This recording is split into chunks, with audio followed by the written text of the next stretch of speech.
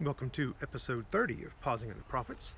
Today we are looking at Isaiah 4:2, and Isaiah writes, "In that day the branch of the Lord will be beautiful and glorious, and the fruit of the earth will be the pride and the adornment of the survivors of Israel."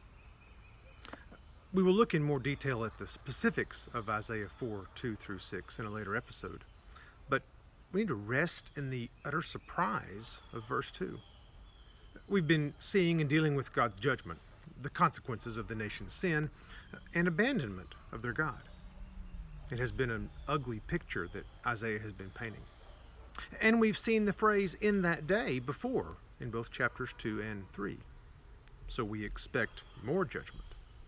But no, now there's beauty and glory, fruit, adornment, survivors. Didn't see that coming, did you? Yet that is the purpose of this judgment that is to come in Israel.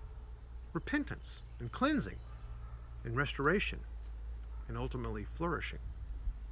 That kind of change only comes about because God intervenes, because He cares, because He pursues, because He never stops being faithful. And so in the midst of despair, we find hope.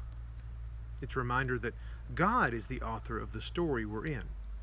Regardless of His people's great sin, He remains faithful to His promise to Abraham that the nations would be blessed through him.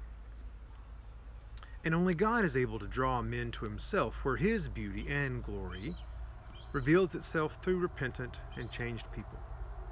And then there is flourishing.